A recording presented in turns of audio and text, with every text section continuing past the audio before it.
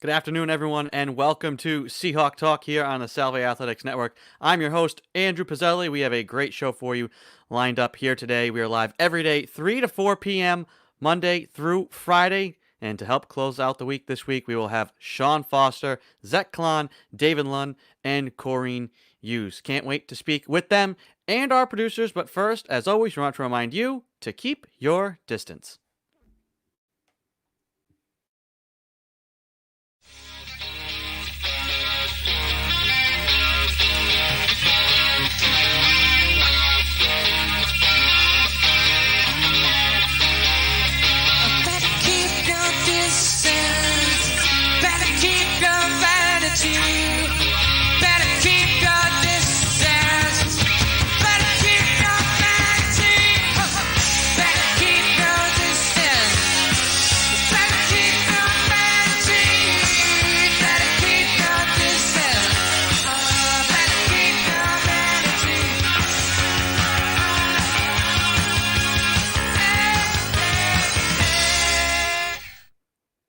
That is Ed Habershaw with his rendition of Keep Your Distance from The Shake, a Rhode Island-based band and song with a message that can be applied pretty much everywhere around the world right now. Social distancing, hand washing, mask wearing, we're going to continue to encourage all of it, and we will be speaking about some coronavirus-related news here at the top of the program. But first, I want to bring in the producers, Joey Morelli and Mike DeFusco. Fellas, how we doing here on Friday? Doing pretty good. It's always a good Friday. Yeah, my one class for today got canceled, so I don't have any classes today. It's great. Early weekend. I wanted to start off the program talking about some news that came out this morning, yesterday, and then this morning, Salve pushed it out to us, but we're going to come here to our good friends at the Newport Daily News. The Governor Raimondo announced a series of new coronavirus restrictions, and so the big takeaway from this is these 7 new measures. They say new, but they're familiar. And so I'll just read right through these. Restaurants, bars, gyms, recreational facilities, and personal services businesses must end service at 10 p.m. on weeknights and 10:30 on weekends. Restaurants can stay open past those times for takeout and drive-through only. Capacity for those, 50%, maximum of 125 people. Outdoor venues, 66%, maximum of 150 people. Raimondo asked faith leaders to encourage virtual worship. Limit for catering events, 25 people indoors, 75 outdoors. Exceptions for weddings will be granted. Box stores, limiting the number of people in those per 150 square feet, basically in line with Phase 2. Businesses are being asked to cancel any non-essential travel. Raimondo says Raimondo says she has put a hiatus on non-essential travel for state employees. And then these are the two big ones. Masks are required at all times, quote, when with people you don't live with, including outside and at the gym. And lastly, a stay-at-home advisory from 10 p.m. to 5 a.m. Sunday through Thursday and 10:30 to 5 a.m. Friday and Saturday. And she says, quote, as always, I'm asking for voluntary compliance. Raimondo said authorities will not be patrolling for violators, she assured. But obviously, this is kind of walking it back. I feel like we're having Groundhog Day here to like March and April. But that's just kind of the state of where we're at with cases and the way things are accelerating. Salve, we're here on campus, have been doing a really good job of all these things. Statewide, it would seem not as much. So that's why these restrictions are going to come back. The biggest one being this stay-at-home thing. And now she said, are they going to be out there trying to catch somebody out, driving around? No. There's also exceptions to this, like everything else. If you're working, traveling from work in state, or going to and from a medical thing, helping somebody, that's obviously an exception. But by and large, voluntary, asking for people to try and do these things. The biggest thing is the mask thing. Just doing that. If we all just wore the masks, I know it's tough. in places. I know it's annoying, but it's those are the options. Hopefully we can all abide by those. But this is impacting us here at Salvi, and in Newport. A lot of us aren't on campus, so to speak. So you're out and about, and all this stuff is just going to impact all the things we've been talking about the last couple of months. All the good things we have built up, being able to eat outside and do all these other sorts of things. All this is going to be impacted, and hopefully we can buck the trend of where it's going, or else it's going to be a really long, lonely winter. Mm-hmm. Yeah, definitely. Yeah, that's surprising. Well, because I said seen an article posted yesterday. So if this has been updated, that indoor sports were going to be allowed to start resuming in Rhode Island. So unfortunately, though, it looks like we're going to have to cut back on some of our other activities. But hey, you just got to do what you got to do to keep you and your community safe. Yeah, I want to try and see. I don't think there's any mention of sports in this article. Yeah, I don't remember seeing sports. I can pull this in really quick. Indoor sports. Yeah, this is the Newport patch, I believe. Yeah, Newport patch. And there's going to be. They broke it into a few different categories of low risk sports, medium risk sports, where competitive play can resume, but interstate tournaments can't go, and then high risk sports with no competitive play, but they'll be able to practice. So at least we have that, but I mean, sad to see that we won't have, our restaurants, some of our favorite restaurants at, half capacity.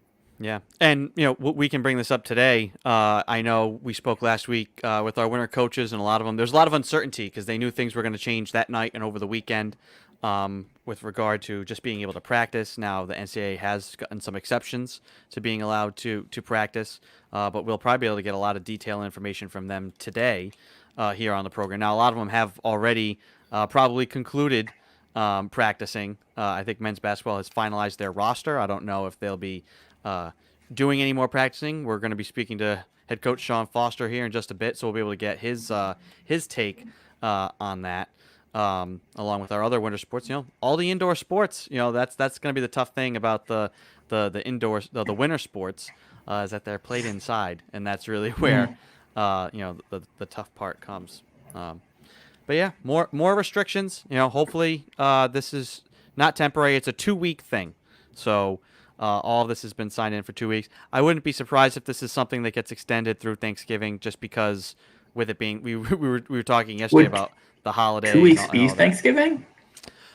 Well, like just I guess do the simple math. I think it would put. I'm not good at math. It would put us to the 20th. So, well, it starts Monday. That's the other thing. All these are going into effect Sunday night. You get see the main factor there was I don't know what day Thanksgiving is. No, I'm looking at my calendar now, and I can tell it's definitely the 26th. But I couldn't have told you that ahead of time. Yeah, so it'll last until the Monday before Thanksgiving. So most likely we'll get to that Friday, the 20th, and that either, hey, I won't be reinstating these, or or I am for another 2 weeks, and that puts you to the beginning of December. Yeah, I imagine. And then hopefully, a month has let things cool off. And I'm sure we're seeing a spike of stuff right now because of Halloween parties, whether they were supposed to happen or not. We know ones did. So there's going to be things resulting from that as well. Any other news or tidbits? I know everybody's caught up in the election. There's really nothing we can add. That's not we don't have anything informative we can add. Not really. If you're tied to that stuff. Major news networks, they have answered. We don't have any answers here. I do have answers of something election related, but it's the Rhode Island election because it was also on the ballot. We officially, Rhode Island, it's now just Rhode Island. They got rid of the Providence Plantations part in a vote. It was really close. It was like 48 to 50, whatever. 50. I don't think it was 48-52. I feel like maybe some people just didn't check it. I don't think it added to 100. But yeah, it's just Rhode Island now. Got rid of the second part. Yeah, I mean there's not much to say there. It happened. Yeah, and the debate was had over whether or not it's the debate that rages with all this stuff. This is the way it was. Let's leave it that way. Who cares? Some people say you should care, and hey, great thing. Throw it to the people. Let them vote. And they said, Yeah. sure, why not? That's why we have a democracy. Lop Let the name people off. decide. It's not like we run around saying all the time, oh, I'm from Rhode Island and the Providence Plantations. No, you just say Rhode Island. It's like how Dunkin' Donuts chopped their name to just Dunkin'. They were just like, And no, nobody cared. everybody just calls it Dunkin'. Let's just call it Dunkin'. So it's a little rebranding of the state, I guess. Like if you longer wanted, their smallest state. If you wanted to like, if there's like a petition of like, okay, let's change Los Angeles to just Angeles, that becomes weird. No, yeah, nobody says the full name, so who cares? Honestly, I mean, nobody even says Los Angeles. They just call it L.A. So also valid. But they'll just change the city to L.A. Change it to just well, and also, how many Rhode Island residents found out that it was and Providence Plantations? Because like I don't live here, but but I have family who lives here. And my sister went to Salve years ago, and I didn't know that. It's one of those little quirk things. It comes up on Jeopardy every now and again. You know, exactly. Which state has the longest name? Were you really affected by it? Massachusetts? Or what is Massachusetts? You couldn't write that full name on a map either. Rhode Island's too small. You couldn't get the full thing. We'd have to be abbreviated. Yeah. If we were RIP, like RIPP, that'd be kind of cool. It'd be weird, but it'd be kind of cool. But it's not a point anymore. Anyway, fellas, we're gonna let you guys get to work. Busy behind the scenes, and we will talk to you again at the end of the program. All right, let's see you then. All right, that is Joey Morelli and Mike DeFusco, the producers here on Seahawk Talk. We're going to go to our first guest now, the head coach of our men's basketball team, Sean Foster. Sean, welcome to the show. How are we doing? I'm doing well. How are you doing, Andrew? Good. I wanted to get first from you, the update on your team. Have you guys? Everybody's kind of at different stages here. Have you concluded practice this fall season yet, so to speak? We're still involved. What I think everybody wants to know that's viewing is how long have you had the Matt Castle jersey and what's the story behind that on the back? Every time I tune in, I just need to ask. All right, so I've been waiting for somebody to ask.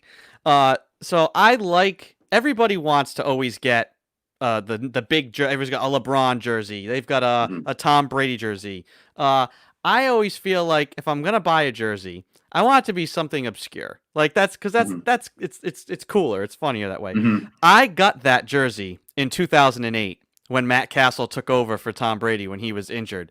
So I proudly wore that to a Patriots game. Nice. That year was fun. The whole defend the castle, people dressing up as knights to go to Patriots games. It's always funny to see how people come up with funny things like that. But I bought the Castle jersey. I'm probably one of two. I've said this, one of two people who owns a Matt Castle jersey. Myself and maybe Matt Castle. Maybe he's got one framed somewhere. So that's why I have the Matt Castle. I like getting the more. I have a rookie Jacoby Ellsbury jersey. It's number 68. You know, I like the weirder jerseys. Everybody has we respect you for that. We got to respect that. I have a Marcus Banks Celtics jersey, you know. Nice.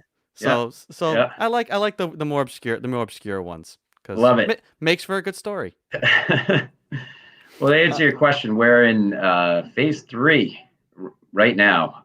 We've just begun, and fellas, we practiced today, so we're able to do a little contact for a few minutes at a time, which has been huge. It's been a major step for the guys. They're all fired up and ready to go. So we're progressing, working hard.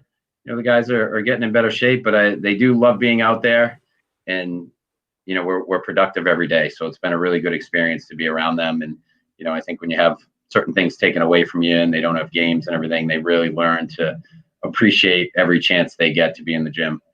Yeah. How would you grade so far how this practice season has gone and your ability to say evaluate your players in your team? Evaluation's tough, just because of the lack of defense to this point. You know, where we would normally be at this point would be a little further along. But with the ability to slow down, we've also been able to teach some of the freshmen our system at a slower pace and kind of spoon feed them rather than, you know, jam it down and say, hey, we have 4 weeks until we start a game. You know, you have to know all this. So there's definitely pluses and minuses to both things.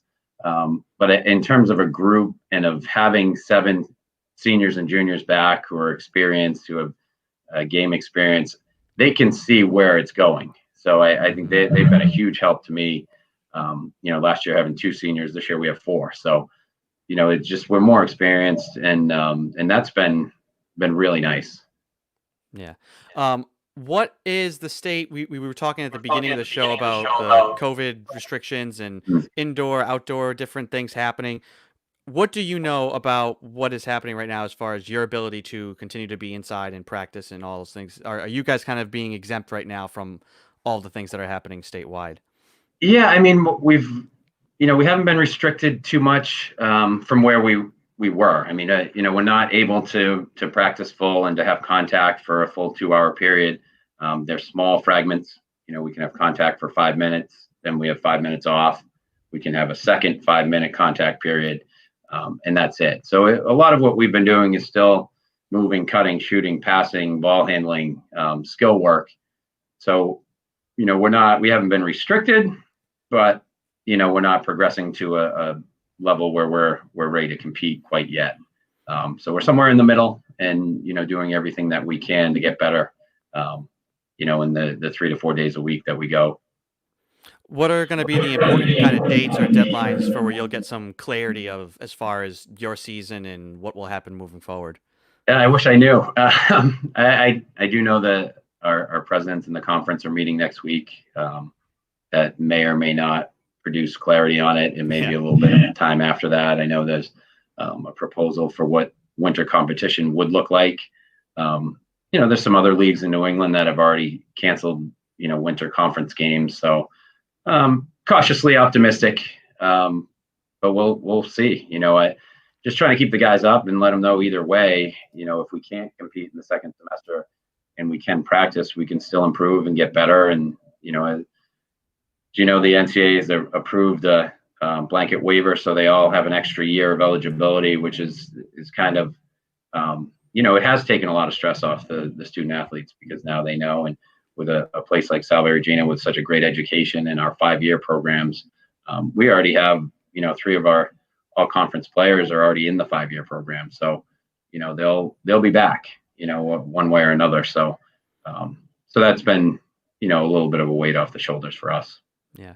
I wanted to ask you something. We had a discussion last week with a lot of our winter coaches. Didn't get a chance to talk with you about it. Was analytics and its role in sports and how it's changing sports.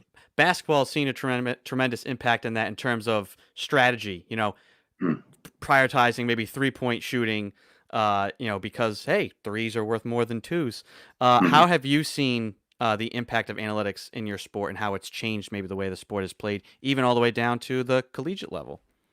Yeah, I think especially at the pro level, you see substitution patterns and things. A lot of it's based on numbers and plus minuses and how different guys react on the floor together. For our level, we have a fantastic video program called Synergy that breaks down all of our films, and how we really use it is in scouting. I mean, it's been a huge help to us when we play an opponent, and you can tell that 30% of his shots have come from a certain spot on the floor, 10% have come from here.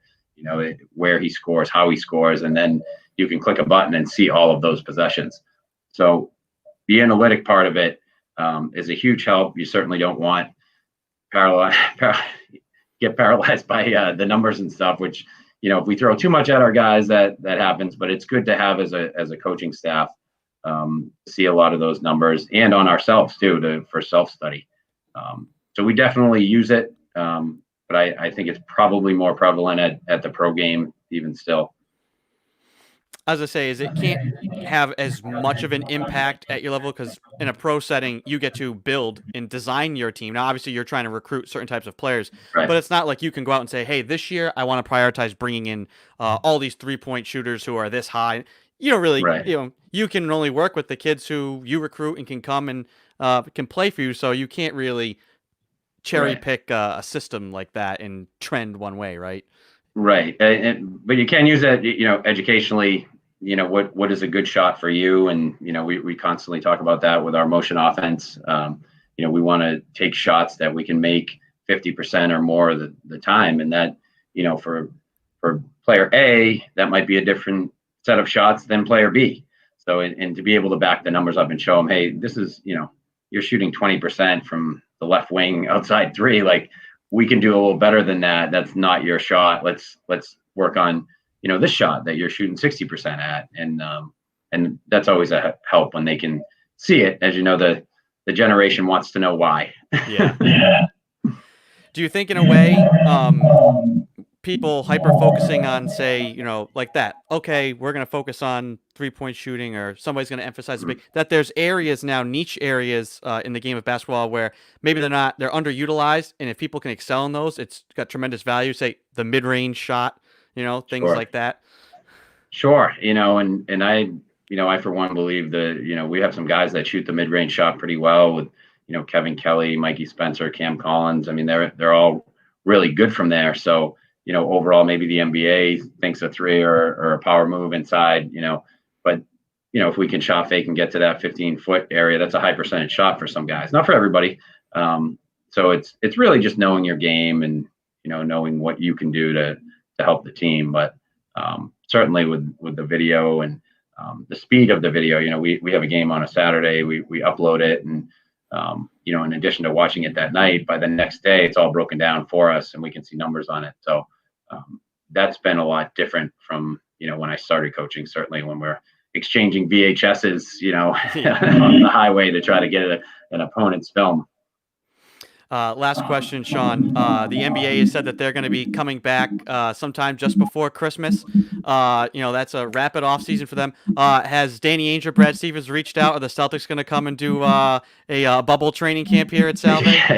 Yeah, not to my knowledge. I believe with the short carryover, I think you probably have not too many traveling training camps along the whole NBA. I don't know that, but I'm assuming they'll pick up, have a few practices before Christmas, and then be ready to go up there in Boston.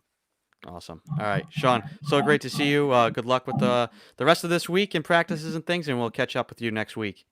Great to talk to you. Thanks so much. All right, that's Sean Foster, the head coach of our men's basketball team. We're going to go now to the head coach of our men's ice hockey team, Zach Klon.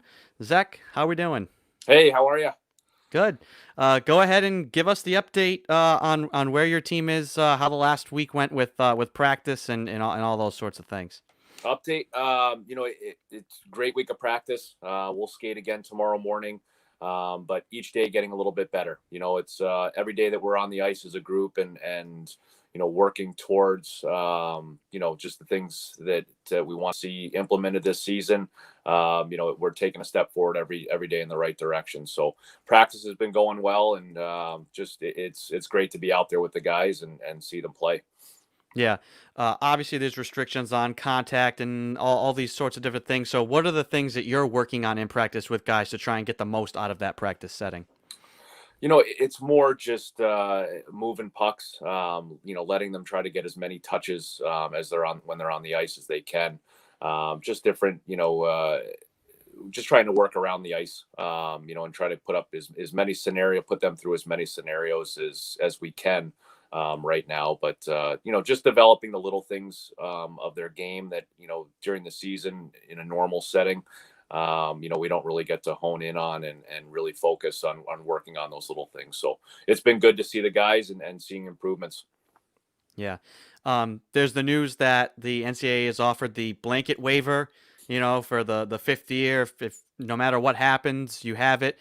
Have you had any conversations with your guys about that yet? And the prospect of some guys being 30 years old, I joke all the time, and married with kids already, and they're still playing college hockey.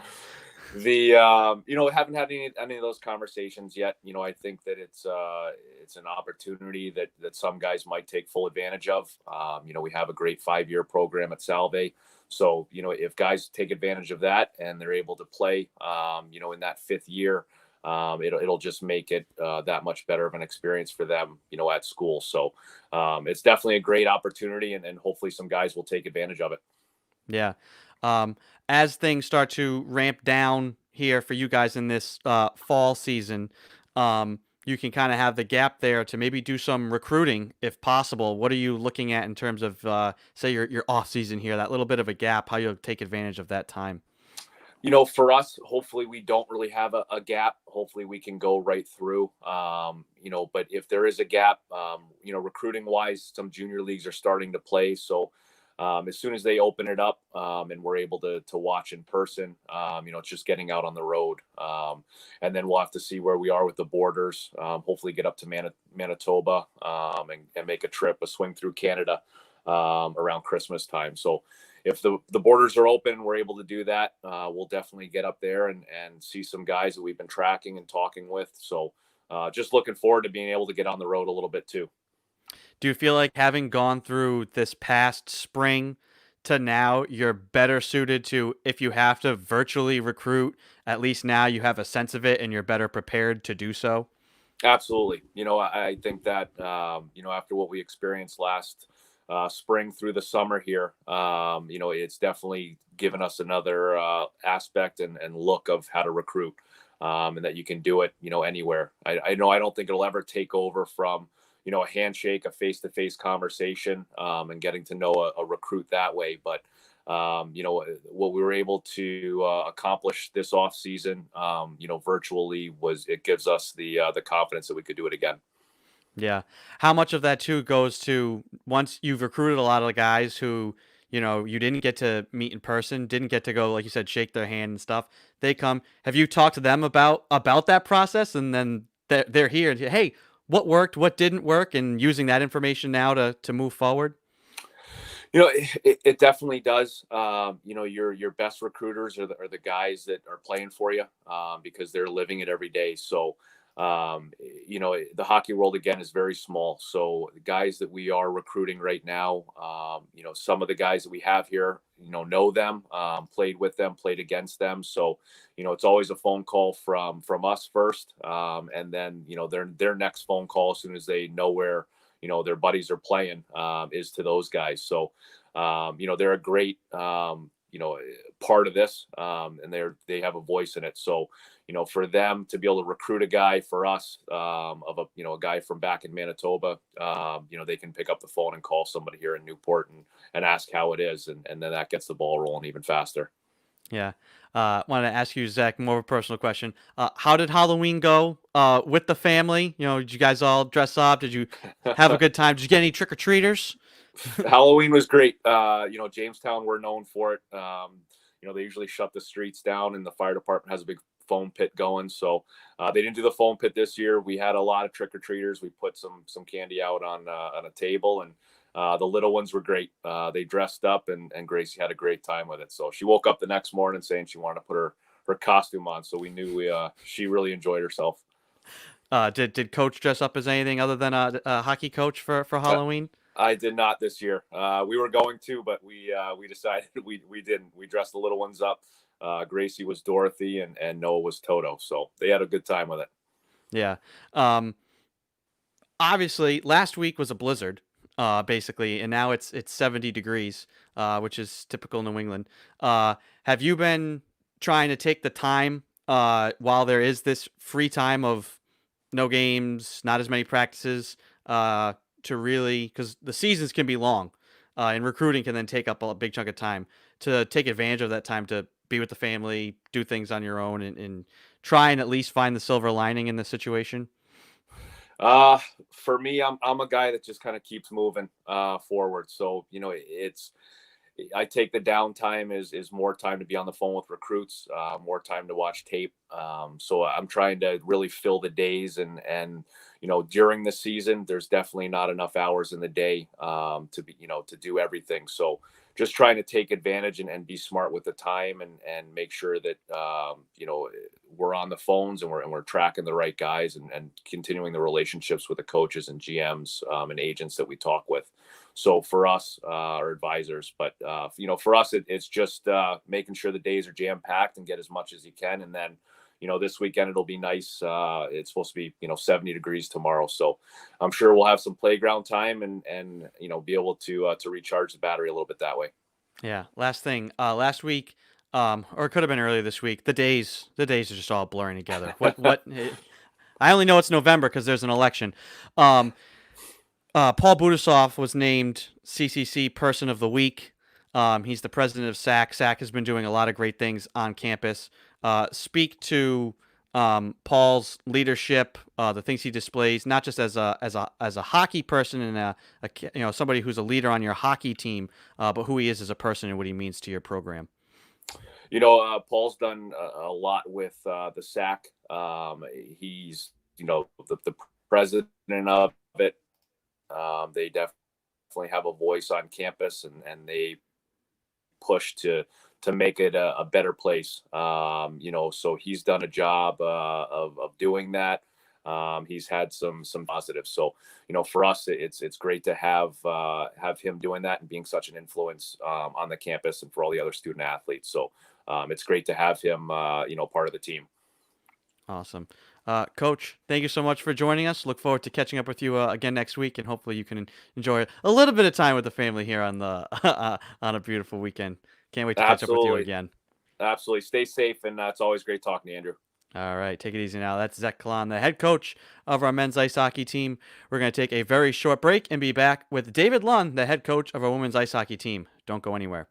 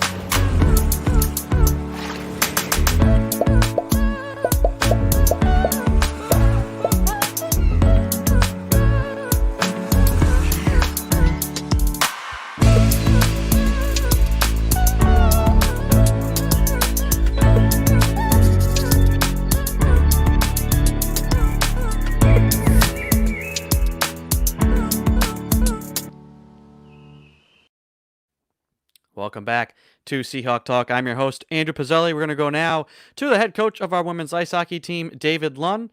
David, welcome to the show. How are you? Doing well. How you doing, buddy? Good. I want to go ahead. Let's get the update from you on how the past week went, practice, and all of that sort of stuff. How have things progressed with the team? Yeah, girls are making progress. Seeing improvement in skill, starting to grind that rust down a little bit. Day by day, and just getting better little by little, and just trying to prep as best we can for whatever's ahead of us. Not really knowing the future at the moment, but yeah, so far so good. Making steps right now. Hopefully they'll be coming bigger and quicker, but right now, making the progress, the small steps is what counts. Yeah. What are kind of the dates and deadlines that you're looking at as far as increasing the phasing, being able to do more, and then when hopefully maybe some form of clarity can come on what a season will potentially look like?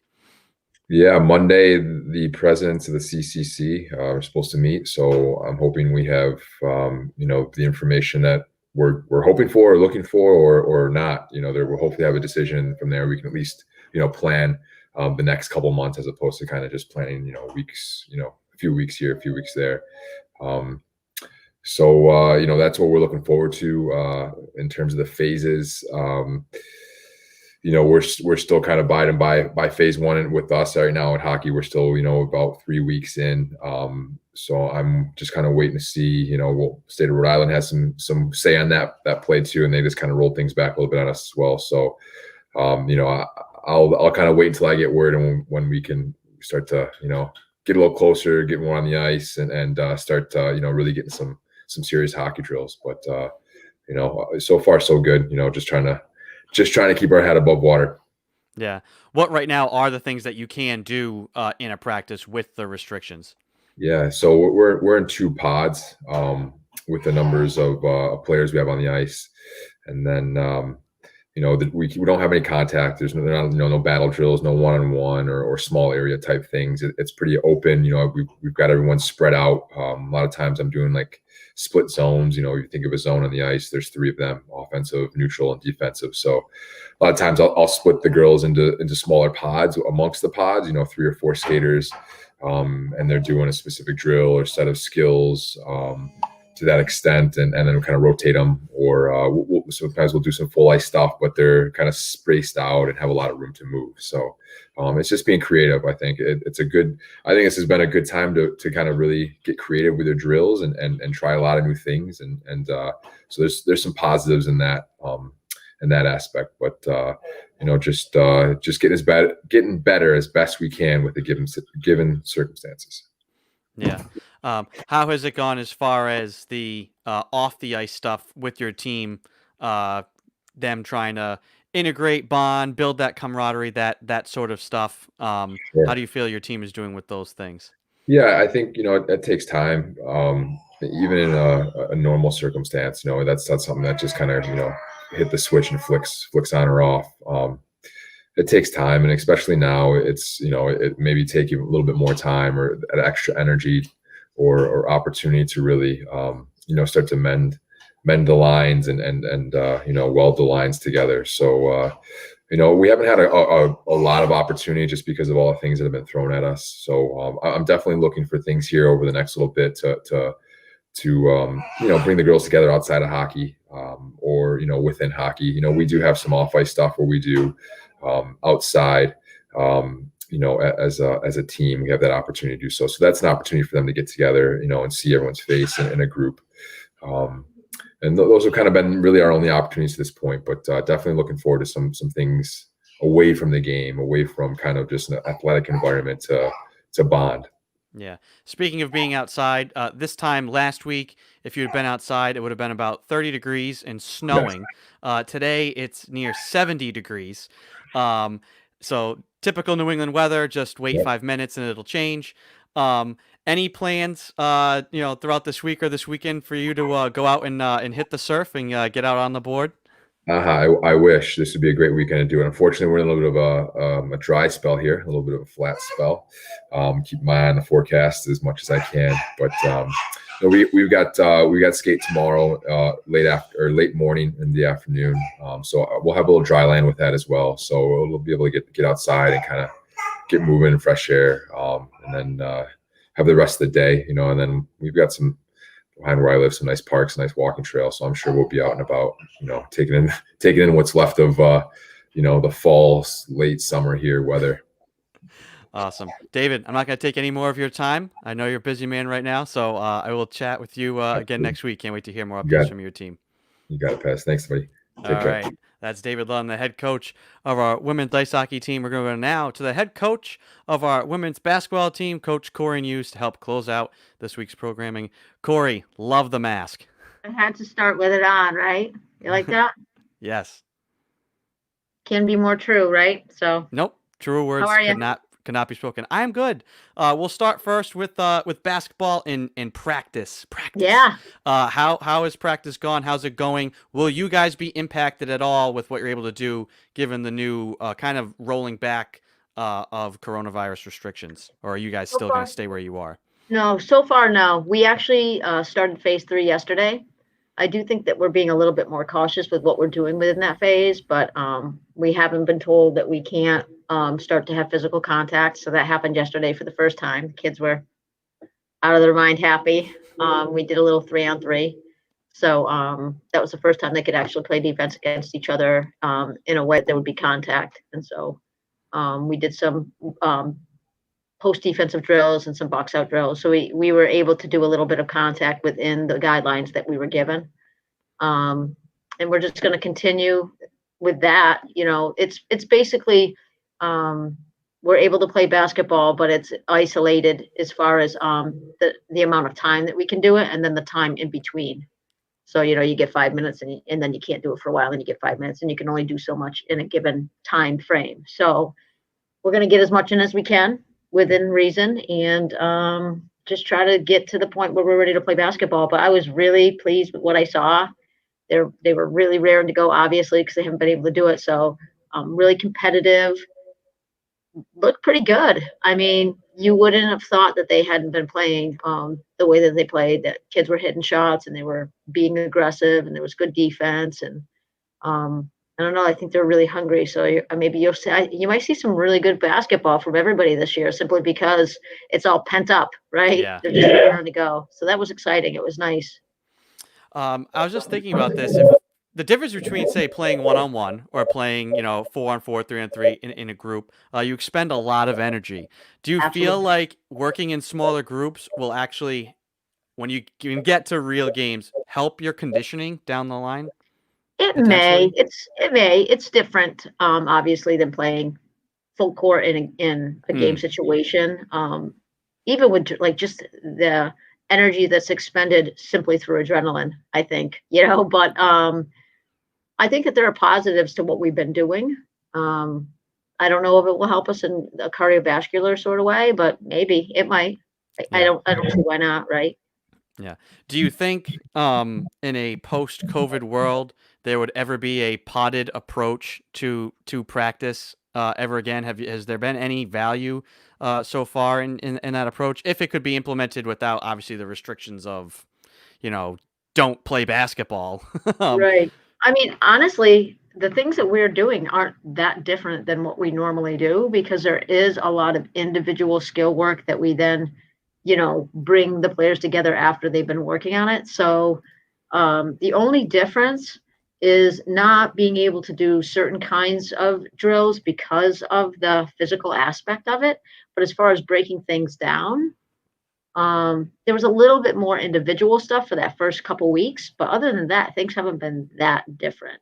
Like I said, I have steered clear of some drills and stuff because I don't want to, I don't want to do things that they're supposed to be aggressive and be hitting each other and teach them how to do it without doing that.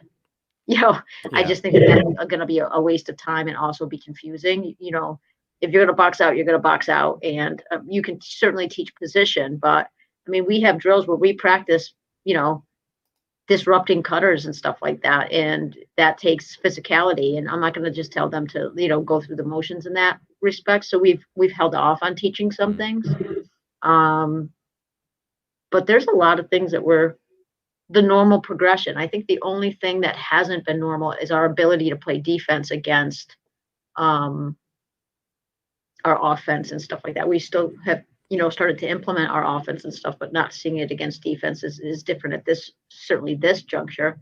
And then the other thing that's been different is simply how many days we've been able to practice. So we're behind simply because we're not going 6 days a week. We're going 4. So that's going to put us behind as well. But it hasn't, I'm sure the kids would disagree, but it hasn't been that different. yeah. Because of the restrictions, there's travel restrictions. Every place, there's, some places are playing games, other places aren't playing games. How has this impacted your ability to recruit? Are you even making recruiting plans, given basically every week it's a shift, the yard markers move on you? How has your recruiting been impacted by this? A couple different ways. More so for me, because at this juncture, we would be looking at sophomores being introduced to them, um, watching some juniors and creating relationships, and then kind of sealing the deal with seniors. So, in that capacity, we haven't seen as many sophomores and been introduced to as many juniors as we would like.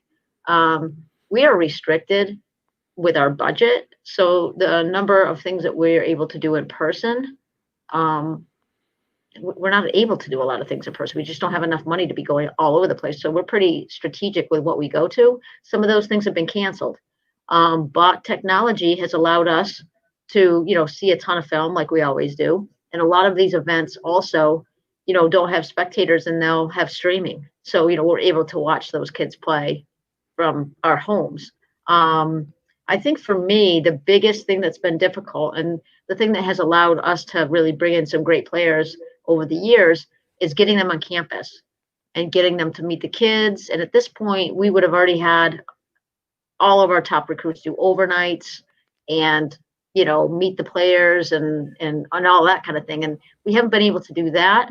And I also haven't been able to see those kids face to face in a way to create the same kind of relationships that I would normally. So I think as far as recruiting is concerned, the hardest part has been just finishing off the senior class, Mm, trying to get them to feel like they're already becoming part of our family, having them feel like they know us and feel comfortable and creating a relationship with them that they feel like, okay, yeah, like this is the person I want to coach me. These are the people I want to play with. That has been the hardest part of this challenge regarding COVID and just being able to see them face to face. So Does it help a day like today when you could say snap a picture outside and say, "Hey guys, 70 degrees here in November at Newport." it always helps to show the campus. It doesn't matter in what capacity. And I actually was just having this conversation with somebody on Tuesday when I was working, doing the vote. I was working the polls. So I was saying to this person when I was talking about Solvay, once you can get them on campus, you can really seal the deal. There's not anybody that just comes to this campus and says they hate it here. I mean, it's just beautiful. So there are certainly other things in play. You have to be able to get in. You have to be able to afford it. You have to have your major. You have to feel comfortable here. Certainly, all those things are really important. Campus sells itself. Newport sells itself. So we're really fortunate in that capacity. Yeah. We had a discussion last week about kind of the transitions in the game and how there's kind of like a cyclical nature of like say style of play that I wanted to kind of get your thoughts on. And we've seen we talked about the advent of using the 3-pointer more. If you see teams that do that, does it give yourself an advantage? Because I was thinking about how today, you see the bigs are the ones who shoot and the guards are the ones who go to the rim.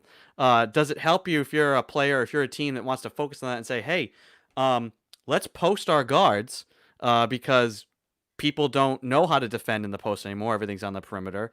And kind of conversely, like same thing with our bigs, hey, like guys don't know how to guard down low, with bigs, and just how eventually it's like anything, it just kind of always will just turn back in on itself. Yeah, I mean, and you're always looking for any advantage that you may have anyway when you're looking at your opponent. So for the last probably 5 years, I've felt that way regarding traditional post play and how everybody's just kind of going away from that. And I feel like that has been something that's been good for us because people don't typically rely on it as much. There are certainly some teams in our conference that do and are a little bit more traditional, but there are other teams that is just getting up and down the floor and taking the three. And I mean, I won't talk about a specific team, but there is one team in mind that maybe 3 years ago, I think it was 3 years ago, they just killed us here hitting threes. I mean, their bigs were hitting threes, their guards were hitting threes. They could not miss. They shot. You'll probably remember this game, and I'm not going to say that the team that it was. And they probably shot something like 80% from the 3-point line in the second half, and they beat us by like 40 points. And it was remarkable. And I didn't know what to do. I mean, we just could not stop them. We were getting out in their face and they were just hitting it. That next game at their place, we beat them because they couldn't hit a three. So and then they weren't doing other things. The next year, that team with this about the same, they had a couple different players, but they were very similar. They were more traditional inside outside. They didn't rely so much on the three, and they ended up winning the conference. So I think that a balance, especially at this level, given the skills of the players that we get, is you're going to be better served. And so that's why we always try to just be a more balanced offense. Part of it is that what I like. There are things that I like to do as a coach because I think that they're going to give us an advantage. And so when you see teams that I coach, you're going to see certain things. And I think everybody in the league knows that. But when you have good teams, it doesn't matter if the other team knows what you're going to do. I mean, I used to say, take my playbook. If you stop what we're doing here, we're going to do something else anyway. So you have to have good players, and I think you have to have a balanced attack because things, just like they'll always go right, they'll always go wrong, and you need other options. You can't just sit back and win championships, I don't think, with the long ball. You're going to have to be able to defend people. You're going to have to be able to, get up and down the floor. You're going to have to finish off near the rim. And that's what we try to do. We try to teach all of those things and be good enough at all those things that when things not firing, we have other things firing for us. Is it a big part of that is like trying to coach a team smartly that, listen, we are not a run and gun team. They want to play run. Don't get sucked into their playing style. let's play our game, they'll play their game, and obviously shots fall or they don't, but Very, trying to not very, get sucked in. very, very true. And there are teams in our conference that they just have a very frantic style, and it's hard not to get caught up in it. They just make you play like that, and to have the discipline to do that, not to fall into that trap, I think is difficult. But it comes with experience, and more so, I think it comes with confidence. When you know that you're a good team or you know that you're a good player, it's a lot easier not to get caught up in that. And I think we, in the last couple of years, have gotten caught up in that with a couple different teams. We're doing a better job of that as we mature as players. We've been pretty young. We were very young last year, as you know, and had a really tough schedule. I don't know what I was thinking. But trial by fire. Yeah, I think I still know. I erased it. We had one of the hardest, not just one of the hardest schedules in the conference last year. We had one of the hardest schedules in the country last year. Of 400 and whatever teams, 430 something, I think, teams in Division III, we had the 42nd hardest schedule in the country. So, yeah, and we had, how many freshmen do we have? So I think it showed in the number of games we were able to win. But yeah, interesting. Anyway, I don't know what I was thinking when I made that schedule. Hey, now this year, when you play games, you're like, Coach, this is easy. After we got you grind up and then you learn from it. Yeah, and there is a balance that you have to strike there, because you certainly want to have a tough schedule, and we have always here at Salt Bay tried to get the best competition we could in that conference, and we have a very good conference. We have teams that not only go to the NCAAs but win games in it, and we get at-large bids, which is very, very difficult to do in women's basketball, especially in New England. And we have done that multiple times since I have been here. So we're gonna play a good schedule regardless of our non-conference schedule for sure. But I do think that our non-conference schedule has prepared us well, as you have seen, with our success over the years. I think that we're ready once we get to conference play. We don't have this false sense of who we are because we played tough competition. But I do think that it's a balance, and that you have to at least compete against that good competition. And I think last year we weren't ready to compete against that competition. And when we got beat on a little bit, it really hurt our confidence. And I think unless you can believe that you can do it, you lose those close games. And we did. We lost some close games that I think we would have won if we had had a little bit more success in that kind of like preseason portion of our non-conference, I should say, portion of our schedule. So yeah, kind of the balance is hard. Last kind of question here about the transitions of the games and Yeah. styles of play. Are the mid-range shot and the pump fake a lost art? And if you have those in your bag of tricks, tremendous value. It's funny that you use those two, because as a player, not just in high school, but also at Boston University, I lived on those two things. I was way too small to ever get to the rim, because I just wasn't quick enough to create enough separation to get a good shot off. And so my only chance really was to get my defender off their feet and then drive and pull up. And I became very, very good at the stop and pop. We do drills where we practice that. And I feel like over the years, that shot fake has become worse. And I don't know why. I don't know if it's just not taught very, very much or very well at the high school level, or if people just drive or they shoot. That might just be, if you watch, basketball at the high school level, and especially AAU, that's what you see. You see dribble drives to the rim, or you see people taking threes. So I think that, that is a lost art. And it's too bad, because getting people off their feet and just taking a couple escape dribbles away creates this nice, easy, open little jump shot in a nice soft area, and it's high percentage. So, we work on it, but unless, players are really working on it on their own. And for me, I worked out of necessity. Like I needed to develop that shot if I wanted to be effective. And a very, very smart coach once told me, you got to have 3 spots on the floor. By taking a look at your offense, find 3 spots that you're going to get it open, and you got to hit it every time when you're open. Like those are the spots that you're just practicing constantly. Look at what your offense is. Look at what that offense affords you as an individual player, and then find 3 spots, and that has to be money for you. You have to hit open shots, and I did that. That's that. I practice that all the time. I tell my players that, and it goes. But I think that's smart. Trying to find places that are the sweet spots for you, and then just becoming very good at that. Well, and what shot could be more open than a free throw? Yes, I always think about it. Does absolutely. good when you're playing pickup with friends. A pump fake and hey, I got knocked into. Great, we keep the ball.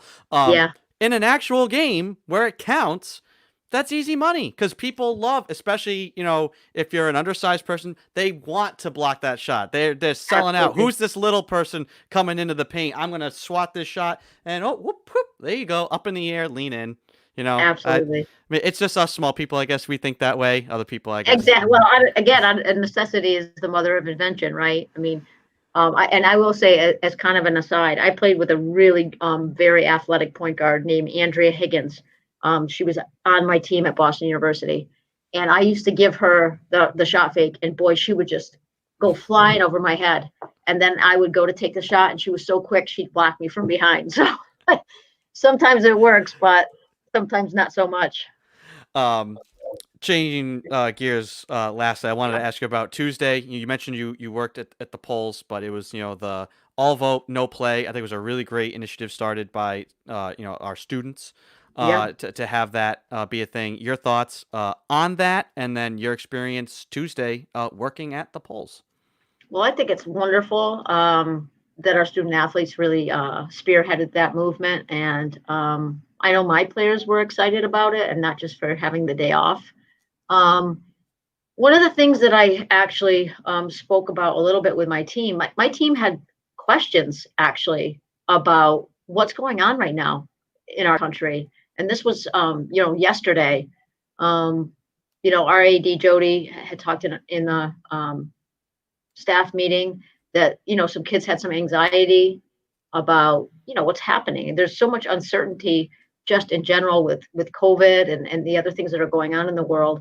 And then to add what's going on with the election right now, I never really thought about it, because I don't want to speak for you, but I know for me, when I was 20 years old, I wasn't thinking about politics, but it wasn't all around me like it is for them. There's no escape from what's happening in the world for these guys. There was escape for me. If I wasn't, watching TV or reading a paper, it was pretty easy for me not to know anything about what was happening. And, when you're that age, you're kind of in your own head and in your own world anyway. So I said something to them last night. I said, is there anybody that is feeling anxiety or upset or anything about what's going on? And I would say about half the team raised their hands. And so I just started kind of talking about the fact that in a realistic way, what's happening is normal as far as the election. Maybe not obviously a lot of the rhetoric and craziness that's happening in that sense, but every year we don't know the results for real for weeks. That's true. The difference is we can call it earlier because we have enough votes counted by basically election night, because we don't have so many absentee ballots. COVID has created a situation where people felt much more comfortable, especially Democrats, because they were encouraged to do so by leadership, by mailing things in. So because of that, you have so many more mail-in ballots. It just takes longer. And I was explaining to the players that different states have different protocols for counting their ballots, and some will count their in-person ballots first, some will count their mail ballots first, some will count things days after the election's over, as far as like provisional ballots, and you have absentee ballots for military people. I mean, what we see traditionally as the United States citizens is a very thoroughly researched guess about who's going to win. They use the numbers of how many people have voted and how many they have counted already, and they make that determination at that point. We just don't have enough numbers to do that right now. So I was trying to reassure the players on the team that this is actually very normal. because of how many mail-in ballots there were. So I think that made them feel a little bit better. And then I also spoke about my experience. There's been a lot of talk about how, things have been rigged, and that there's been a lot of people talking about that it's the election's being stolen and stuff like that. But I will say, from my experience at just being at one polling place, I could not believe the protocols. And I'm talking about just taking signs down at the end of the night. Signs that just said, this is the polling place, these are the hours, these are the rules. All of those had to be accounted for. And when I checked off this list, I didn't touch anything, and then the next person had to check everything off the list, and then they couldn't touch it, and then somebody else checked everything in, and everything had to go in a box, and the box had to be locked. And that was just signs that were on a wall. As far as the ballots were concerned, one person could touch them, and they had to do it with all of us watching, and there had to be a police officer. So it's just really wonderful. I didn't realize how much was put into this as far as like the protocols for, and rightfully so, but as a citizen, you're just going in there, you just think it's no big deal. It's a really big deal. It's a very, very big deal to the people that run it. There are so many checks and balances in regards to the people that take care of our ballots in the state of Rhode Island. And so, again, I tried to reassure the players that this is, very normal as well. And I don't know if it made them feel any better. It made me feel better. So, but I'm glad that everybody's being counted. That's why, your vote matters. I really believe that. We've talked about that in the past. So just count every one of them. That's all I want. Perfect. Corey, thank you so much for joining us. Always enjoy our conversation. You send us off into the weekend in a perfect way. So love it. Enjoy your weekend, and can't wait to catch up with you again. I was gonna say I could get outside. Talk about getting outside and playing some pickup ball. Absolutely. Hey, you should right over to the tennis courts. Get over there. Yep. All right. Take it easy now, Corey. All right. Have a good weekend, everybody. That is Corey Hughes, the head coach of our women's basketball team, and I'll do it here for Seahawk Talk for this week. We are live every single day, Monday through Friday, on the Salve Athletics Network. That is Facebook, YouTube, and Periscope. Through Twitter, you can like, follow, and subscribe on all of those platforms to never miss an episode. You can also subscribe to the Seahawk Talk podcast through Sounder FM or your favorite podcasting app. Big thanks to our guests here today. We had Sean Foster, Zach Klon, David Lunn, and Corey Hughes there at the end to close out our week and send us into the weekend. Thanks for listening, folks. I'm Andy Pizzelli. Have a good weekend, and we'll talk to you on Monday.